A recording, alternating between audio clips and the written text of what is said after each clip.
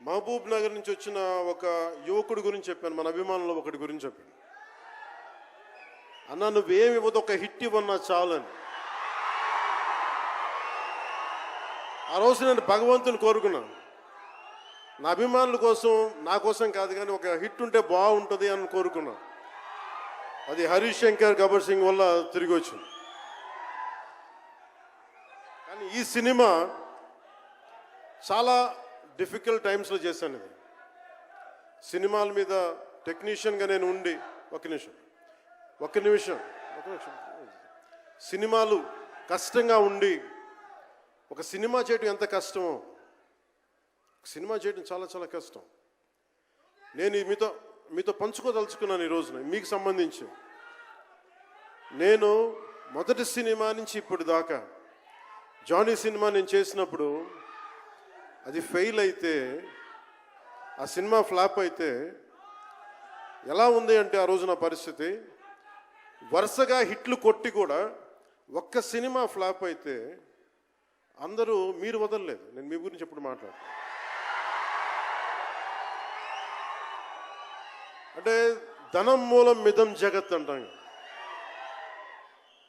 అంటే అన్ని బంధాలు, కార్ల్ మార్క్స్ చెప్పిన అన్ని బంధాలు ఆర్థిక బంధాలని సినిమా పరిశ్రమలో మరింత బలంగా తెలుస్తాయి.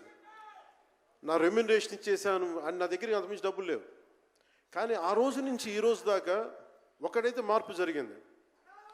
నేను చిత్ర పరిశ్రమ హిట్స్, ఫ్లాప్స్ ఇవన్నీ వదిలేసి నేను ఒకటే నమ్మాను, నా అభిమానులు నాకున్నారు, నన్ను ప్రేమించే వాళ్ళు ఉన్నారు. డబ్బుకి ఎప్పుడు నేను ప్రాధాన్యత ఇవ్వను. నేను ఇచ్చింది బంధాలకు ప్రాముఖ్యత ఇచ్చాను.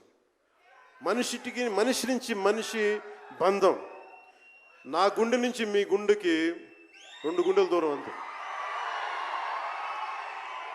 నేను ఏమి కోరుకోలే, చాలా కష్టాల్లో ఈ సినిమా చేశాం. పేరుంది, ప్రధానమంత్రి గారి దగ్గర నుంచి అందరూ తెలుసు. కానీ దానివల్ల డబ్బులు రావు. మనకి డబ్బులు వచ్చే సినిమానే రావాలి. కానీ సినిమాని ఎలా చేస్తాం? మిమ్మల్ని రంజింపజేయాలి, మిమ్మల్ని ఆనందింపజేయాలి.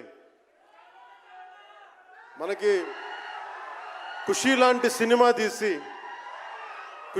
సినిమా తీసిన ఏఎం రత్నం గారు ఎప్పుడో 2017లో ఎప్పుడో సినిమా వచ్చి మీరందరూ తిడతా ఉంటారు కదా నన్ను, ఎంతసేపు రీమేకులు చేస్తావు అని.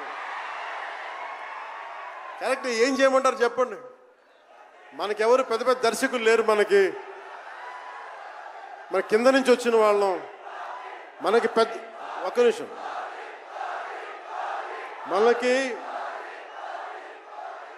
మన సినిమాలని చెప్తున్నా, ఓజీ సంతోషం, ఇది వీరా. మీకు ఈ సినిమా గురించి చెప్తాను మీకు. అంటే మనకి దర్శకులు ఎవరు లేరు.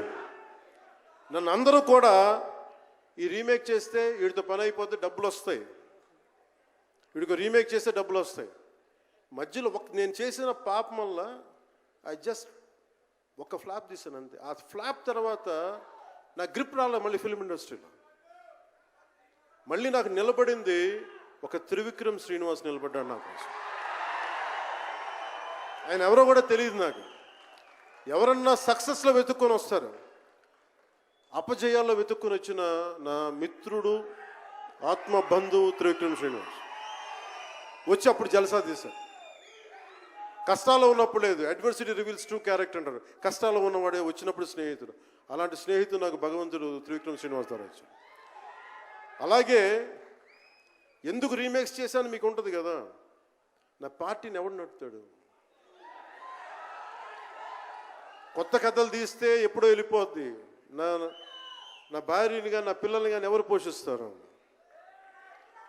నేనే పోషించుకోవాలి, దానికి డబ్బులు కావాలి, పార్టీ నడపాలి. వీటన్నిటికీ రీమేక్ అనేది నాకు కొంచెం ఈజీ దారి అయింది. కొత్త సినిమాలు చేయలేక కాదు, వేరే దారి లేక. నాకు దేశం పిచ్చి, సమాజ బాధ్యత పిచ్చి, సినిమా మీద ఉన్న కరెక్టే. నేనంటే మీకు పిచ్చి. అలాంటి నేను ఒక మంచి సినిమా రావాలని కోరుకుంటే అది రత్నం ఏం రత్నం గారి ద్వారా వచ్చింది. కోరుకున్నాడు ఆయన, నీతోటి ఒక బలమైన సినిమా తీయాలని. ఏదో ఆయన కూడా ముందు రీమేక్ వచ్చారు, అవి అటు ఇటు తిరిగి యాక్చువల్గా క్రిష్ గారి వల్ల ఈ సినిమా వచ్చింది. ముందు జాగర్లమూడి క్రిష్ గారికి మనందరం ముందుగా కరతాళ ధ్వనుల ద్వారా చాలా బలంగా తెలియజేయాలి. ఆయన ఒరిజినల్ ఫౌండేషనల్ వర్క్ మీద ఇది ముందు. వ్యక్తిగత కారణాలు, కొన్ని ప్రొఫెషనల్ రీజన్స్ వల్ల మధ్యలో ఆయన వెళ్ళిపోవాల్సి వచ్చింది. ఈ సినిమాకి 2 కరోనా ఇది వచ్చినాయి, 2 కరోనా వేవ్స్ కొట్టినాయి.